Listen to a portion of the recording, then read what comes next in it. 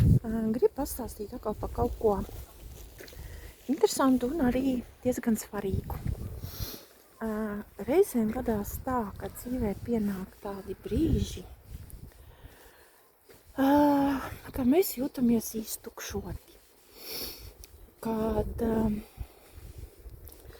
mēs ļoti ātri un viegli uzņemam, piepildamies ar negatīvas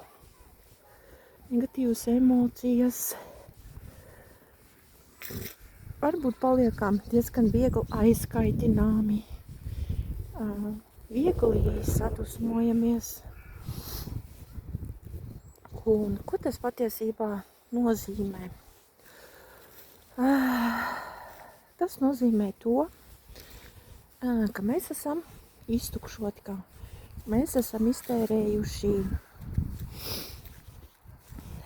daudz savas enerģijas un esam palikuši diezgan vāji, kad ļoti viegli mums ķeras klāt negatīvas lietas. Un ko šādās reizēs mēs varam darīt? Labākais, ko var darīt, ir mēģināt atslēgties no vairākām lietām. Viena lieta, kur ļoti daudz aiziet mūsu enerģija, tie ir sociālie tīkli. Vai nu vispār tos nelietot, vai ļoti, ļoti minimāli. It kā jau mēs to nejūtam, jā, bet tur aiziet daudz mūsu enerģija.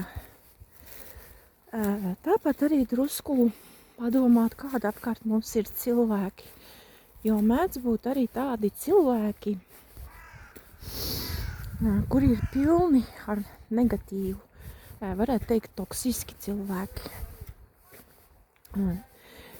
No negatīviem cilvēkiem arī mēdz būt divi veidi. Ir viens veids, kuri pieņem, spēj uzņemt to no mums, ja mēs dodam kaut ko pozitīvu un gaišu. Un var redzēt, ka tie cilvēki mainās, ar viņiem notiek tiešām pārvērtības. Ir, kas to pieņem, bet ir kādi cilvēki, kuri nepieņem.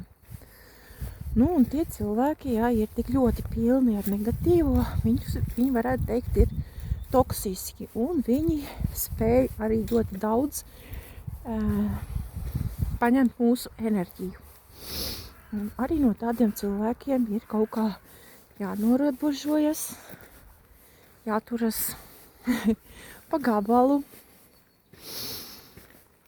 Daudz laika pavadīt vienkārši pašiem ar sevi, darot kaut ko patīkamu, kas mūs iepriecina, mēģināt atrast lietas, nodarbes, kas mums rāda, dāvā prieku, dāvā patīkams sajūts, patīkams emocijas. Mēģināt atrast vairākas lietas, ja, kas mūs iepriecina. Tādā veidā mēs uzņemam enerģiju, atjaunojam sevi. Ļoti, ļoti palīdz arī pastaigas pie dabas. Jo runājot par gaisu, cilvēki uzņem skābekli, bet augi, koki uzņem ogleskābo gāzi. Un esot pie dabas, mēs arī ļoti labi varam attīrīties. Jo it īpaši, teiksim, parkos, mežos, ja, kur ir tiešām daba, tas viņiem ir kā skābeklis augiem, kokiem. Mūsu izelpotais ogleskābā gāze viņiem ir kā skābeklis. Un tādā veidā arī mēs varam sevi attīrīt no visa negatīvā, kas mums sakrājies. Runājot par gaisu, ļoti interesantas lietas par gaisu tieši. Jā, tas ir dabā. elpojot. Ar elpošanu mēs arī varam sevi attīrīt. Bet pie tā ir jāpiedomā. Nevis vienkārši elpot, kā parasti mēs to darām, bet padomāt līdzi. Ieelpojam mēs tīru, dzidru, skaidru gaisu un izelpojam visu lieko, visu negatīvo, kas mums ir sakrājies iekšā, visu toksisko. Un tādā veidā mēs arī varam sevi attīrīt. Ar elpošanu, elpojot, mēs arī varam sevi radīt kustību.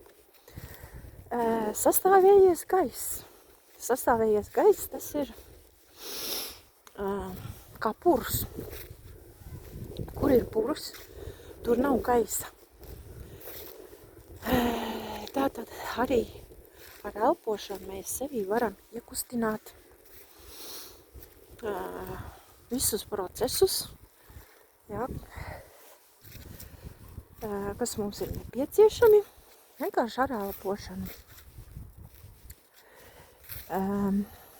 Kā mēs varam zināt, ka mums gaisa trūkst, ka mums tā ir pa maz?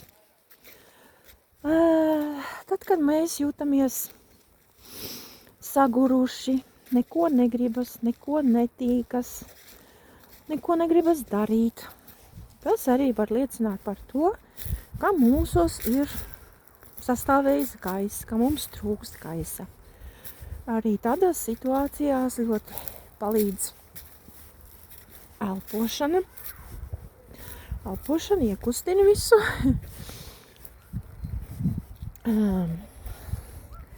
Tad, kad mēs esam iesērējuši, iesīkstējuši, ilgu laiku mēs neko nedaram. Tādās reizēs, kadās kā augstākie spēki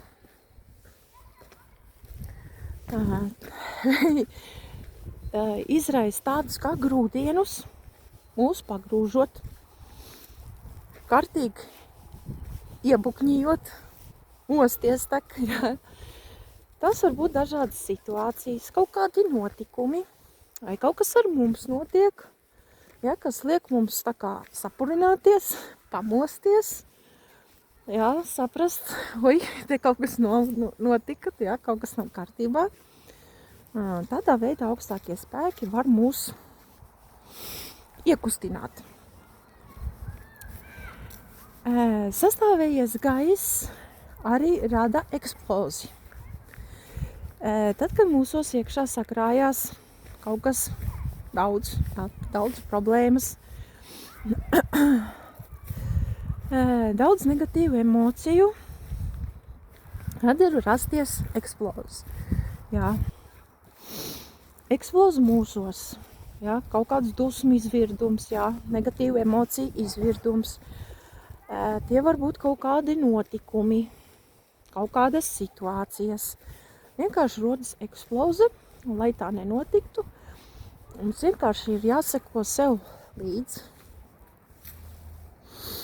Jau laicīgi pamanīt, ka kaut kas tāds sāk uzkrāties, kaut kas sāk iestāvēties, jā, kaut kas sāk nelāgi ost, un jau laicīgi par to parūpēties, ja, lai tā negadītos. Tāpat interesants lietas ir arī par ūdeni, runājot par negatīvām emocijām. Ka pārāk daudz mums sakrājās iekšā negatīvas emocijas, nervozums, aizskaitināmība, dusmas, viss negatīvais. Kā mēs varam sev palīdzēt, to attīrīt? Lietot ūdeni, lietot daudz ūdens, jo ūdens šķīdina. Piemēram, iedomājieties glāze pilna ar duļķainu, tumšu, melnu ūdeni. Un tajā mēs sākam pilināt tīru, dzidru, skaidru ūdeni. Pilinam, kas notiek? Ūdens paliek arvien dzidrāks, arvien skaidrāks. Un tādā veidā mēs izšķīdinām sevi visas negatīvās, tumšās enerģijas, emocijas iztīram, izskalojam, attīram. Depresīvs stāvoklis. Tas nozīmē, ka mēs esam nokļuvuši uz sēkļa. Ko nozīmē uz sēkļa? Kā apkārt mums ir ūdens, ezers, dīķis, jūra, okeāns. Mēs esam uz sēkļa.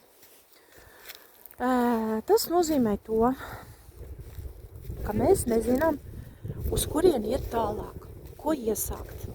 Esam tādā kā apjukumā, un nezinām, ko darīt tālāk. Ko mēs varam darīt arī tādās reizēs, kā mēs varam sev palīdzēt? Viena lieta ir raudāšana. Nevelti saka, kad asars attīra. Ja, asars attīra sirdi, attīra dvēseli, attīra visu, kas mūsos ir sakrājies. Skumjas, bēdas, dusmas, aizkaitinājums, aizvainojums un tā tālāk. Viss negatīvo attīra, iztīra, šķīdina. Un otra lieta, kā palīdzēt depresīvās situācijās, ir ūdens dzeršana. Dzerot ūdeni,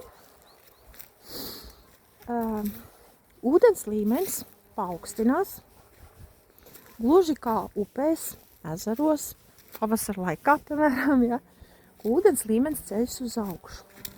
Un tā paceļoties uz augšu, jā, sēklis tā kā tiek vairāk,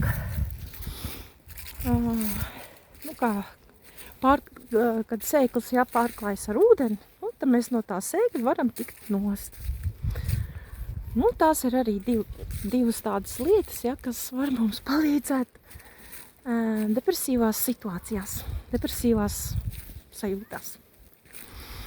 Kaut kā tā, mīļā, dažas interesantas lietiņas, ļoti noderīgas, svarīgas, varbūt arī jums kādam var noderēt.